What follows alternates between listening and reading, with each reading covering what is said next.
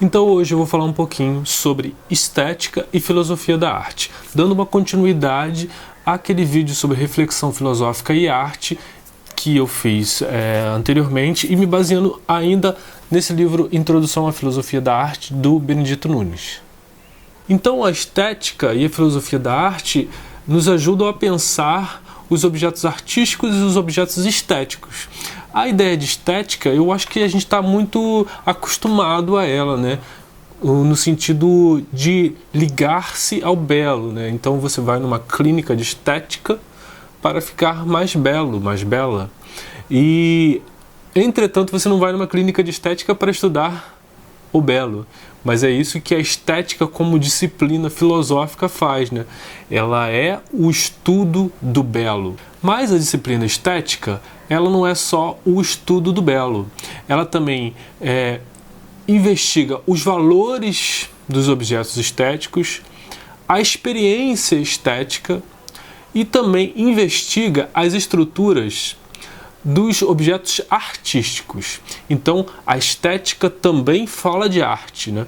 Porque a arte é um momento privilegiado, é um objeto privilegiado esteticamente. Então, a estética também abarca a arte, mas a filosofia da arte trata exclusivamente da problemática da arte. Em 1719, o Abade Dubois via no deleite do espírito um efeito essencial do belo.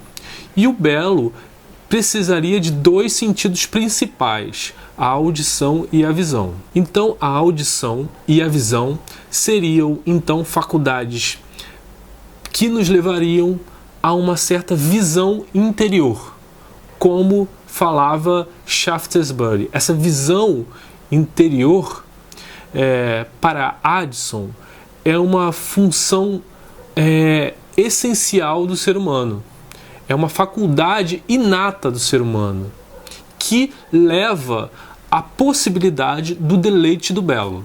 Então, só com essa faculdade inata, essa visão interior que estava ligado a um prazer do espírito, é que a gente podia reconhecer o que é belo e o que não é belo.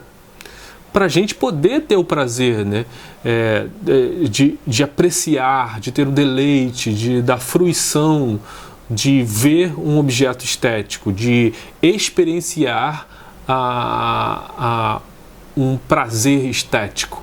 Então essa visão interior para Addison seria aquela que nos ajudaria a reconhecer o que é belo e o que não é belo, e também para nos dar a possibilidade desse prazer estético. Então eu lembro muito desses vídeos da internet, né, de orgasmo visual, que são coisas extremamente harmônicas, né, que trariam um grande prazer, né, um grande prazer estético, que Addison fala que é possível graças a uma visão interior que Shaftesbury já comentava. Então, isso tem muito a ver com o que um dos pioneiros da estética, o Hutcheson, falava, que a beleza estava onde a percepção humana poderia compreender relações agradáveis. E essas relações agradáveis têm a ver com a sensibilidade. E então, essa sensibilidade, para Hutcheson, é que seria a possibilidade de, então, ter esse prazer do espírito, que é o deleite estético.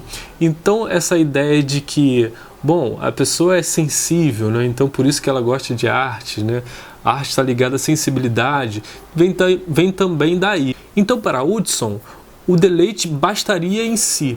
Ele é diferente, por exemplo, dos prazeres físicos, de comer, de sentir carinho, de transar.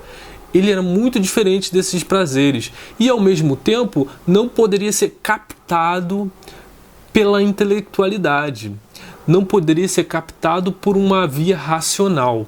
Então era essa sensibilidade que levava a esse prazer do espírito. Então, de certa forma, até esse momento, a arte e a beleza eram de certa forma marginalizadas pelo pensamento filosófico, não eram levadas tão a sério, até que Baumgarten escreve a sua Estética. Então ele se inspira nessa ideia de conhecimento ligado à sensibilidade, mas ele diz que a sensibilidade era uma coisa inferior, por exemplo, ao conhecimento racional. Entretanto, o belo seria o ápice dessa sensibilidade, desse conhecimento sensível. E Baumgarten então divide a estética em duas partes, a parte prática e a parte teórica. A parte teórica seria aquela que investiga esse conhecimento sensível ligado à beleza, e a parte prática investigaria as práticas artísticas, a arte. Kant então estabeleceu em A Crítica do Juízo uma autonomia desse domínio do belo, porque ele dividiu a experiência em três funções. A primeira função seria cognoscitiva, relativa ao conhecimento racional, intelectual. A segunda função da experiência humana seria a função prática, relativa aos fins morais, aquilo que a gente deve estabelecer como meta moral, como fim moral na vida. E a que nos interessa é a experiência estética. Essa experiência estética é fundamentada na intuição, ou nos sentimentos dos objetos estéticos que nos agradam, e que essa satisfação basta em si mesmos, nesses objetos. Então nós, contemplando objetos estéticos, nós estamos contemplando um fim que basta em si mesmo.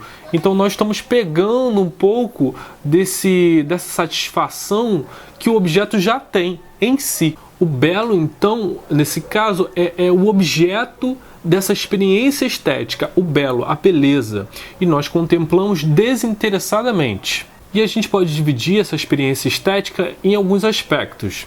Primeiramente, o subjetivo, que estaria ligado a essas correntes psi, as correntes ligadas à psicologia a partir do século XIX. Então, elas que estudam o prazer, elas que estudam o deleite, elas se aproximam, têm uma tentativa de se aproximar desse deleite estético e até mesmo a identificar-se com essa experiência estética. Um outro aspecto que a gente pode falar está ligado às correntes objetivas, aquelas que pensam, portanto, o objeto, objetiva, objeto. Elas valorizam o elemento material, como, por exemplo, as cores, os sons e as relações desses elementos materiais, como, por exemplo, a harmonia, o ritmo, para analisar a sua estrutura e estabelecer, então, conclusões gerais e objetivas acerca dos objetos de arte. Então, unindo subjetivo e objetivo, nós chegamos na consciência dos valores que nós acessamos. E essa consciência, esse estudo da consciência dos valores que nós acessamos, está ligado à corrente da fenomenologia. A fenomenologia que tem como precursor Edmund Husserl, que procurou intuir a essência do poético, do pictórico, do sublime, nos fenômenos que se apresentam de imediato na experiência estética. A fenomenologia, por exemplo, de Gaston Bachelard, que é um dos autores que eu acho mais incríveis, assim, é uma beleza estupenda. Eu tenho esse livro aqui, que é A Poética do Espaço. É um livro muito bonito. E eu abro em qualquer página, ele está falando aqui das relações de espaço, né? Ele consegue descrever de uma maneira tão intensa, tão bonita, que eu queria ler um pedacinho aqui. Ora, quando se pressente uma metáfora, é porque a imaginação está fora de questão. Então, olha só, quando a gente está pensando numa metáfora, a gente está achando que está sendo muito inventivo, né? E Bachelard já dá uma rasteira na gente, né? Até agora nós estamos falando de estética, que é um campo bem dilatado e abarca a arte. Mas a arte, ela também extrapola os limites do estudo da estética, porque ela lida com questões sociais, de cultura, históricas também. Então, apesar da estética abarcar a arte também extrapola os limites da estética. Portanto, a partir daí, nós podemos pensar na filosofia da arte. E a arte, então, vincula-se à sociedade como um todo. Ela, portanto, é comentadora de tudo, né? A arte comenta a religião, a arte comenta os tabus, a arte comenta a nudez, e ela também comenta não só as questões sociais, as questões políticas, sociais, mas ela também comenta e questiona as questões individuais. Então, a arte pode falar de amor, pode falar de ódio, pode falar de ciúme, pode falar de solidão, de nostalgia e assim por diante. A filosofia da arte, ela não dispensa os pressupostos estéticos, mas ela considera, antes de tudo, a própria arte. Então, ela tem a sua própria problemática filosófica, como, por exemplo, qual a relação entre arte e realidade. A gente viu em Platão que tem um confronto, né? Qual a relação entre arte e técnica, a relação entre arte e sociedade. Ele tem a filosofia da arte se debruça sobre essas problemáticas específicas da arte. Kant, Schiller, Schelling, Schopenhauer, Hegel auxiliaram o desenvolvimento da filosofia da arte, como a gente entende hoje. E hoje nós estamos num momento onde a filosofia se aproxima muito mais da arte, se interessa muito mais pela arte do que nos séculos passados.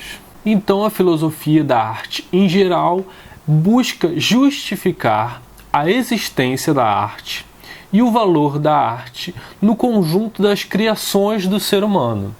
Então, nós vimos que a estética é diferente da filosofia da arte, porque uma pode abarcar a outra, né? A estética também fala de arte, mas os objetivos da filosofia da arte são diferentes da estética, porque tem uma problemática particular.